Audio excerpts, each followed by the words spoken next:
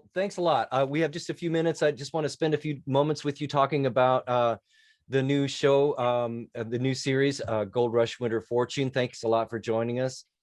Sure. Most of us are familiar with the TV series, but we may not have considered that gold mining has seasons. When winter hits and the ground freezes over, a lot of stuff has to go on in that off season, and in a lot of important things. Can you tell us a little bit more about what happens during the off season, what you're up against, and what we can expect to see on Winter Fortune as it debuts this week?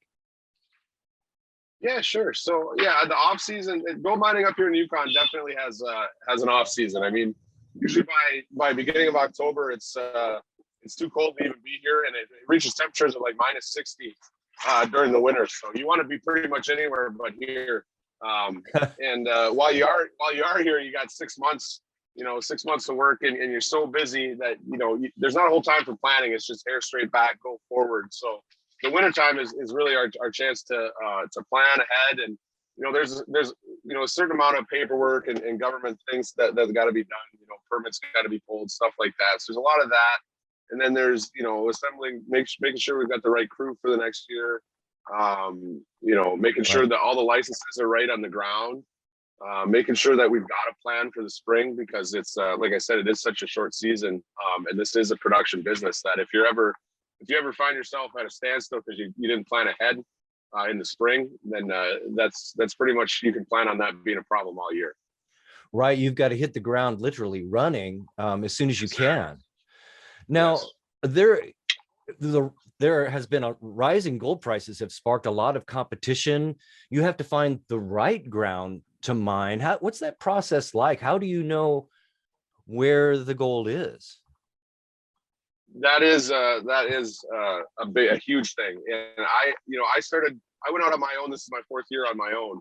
And it's a bit of trial and error. It's a bit of word of mouth, and then it's a bit of how much money do you have to spend, because there's a lot of exploration that you need to do and that you should do before you commit to a piece of ground. There's drilling, there's geophysic work. I have a geologist that's been helping me this year. We do a lot of resistivity, just to find drill targets in the ground. And then when you drill, you sample what's down there, and you get a sample of what kind of gold's in the ground.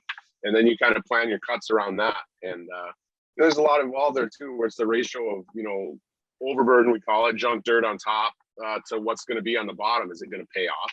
Right. So there's, to find that and to plan for that, it's tough enough. But when you're just starting out on your own, you got to test things out. And I'm in my 4th year, and this is my 1st year coming back to the same ground that I was on last year. So my 1st year I went out on my own, managed to break even, which I thought was pretty good for a 1st year business. Okay.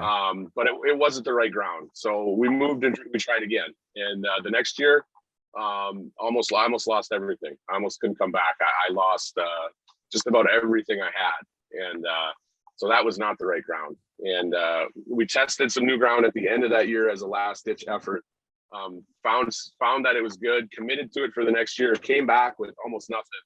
And put it together and had an outstanding season last year. Like went way in the profit, and then committed to this ground, and I'm back on this ground this year, and hopefully that there's more ground here that I committed to than I can mine in probably 3 lifetimes. So I'm really hoping I don't ever have to move again, because this is trying to move every season and all that stuff. That's not the way to get ahead.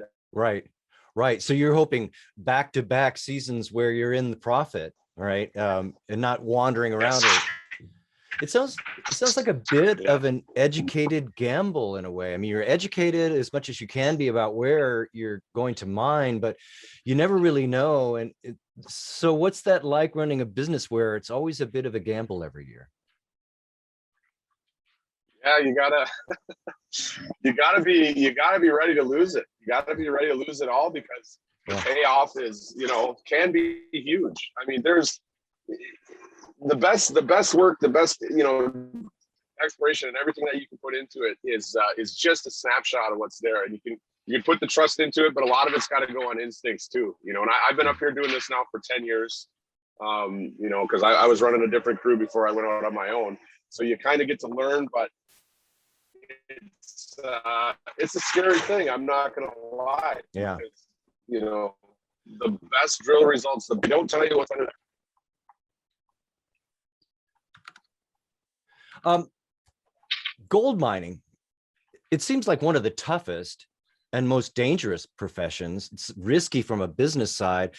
It's not a career that most people think of. How did you become a gold miner? Why was it attractive to you?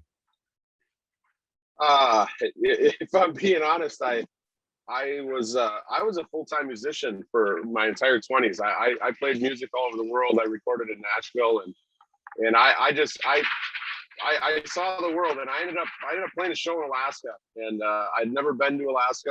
That was my first time, and I just fell in love with it. And I wanted to find a way to spend one summer in Alaska. That's all I was looking for. And I grew up running equipment and stuff for my dad. My dad owns a commercial construction company.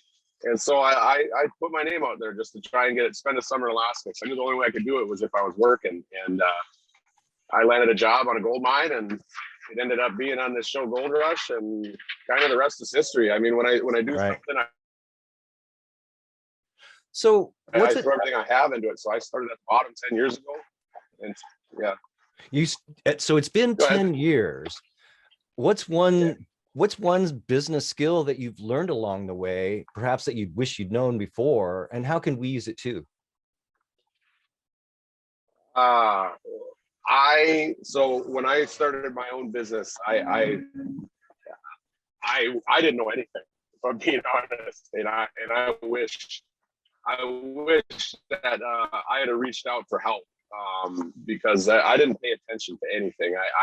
I wasn't paying attention to my costs, and you know, what things were costing me before compared to what they were profiting me. And like I said, my first year I broke even, but honestly it was by sheer luck. And I've learned since then that the planning ahead and always being aware of your costs is huge, because at a certain point when you're not making money, you're better off just shutting down, walking away, and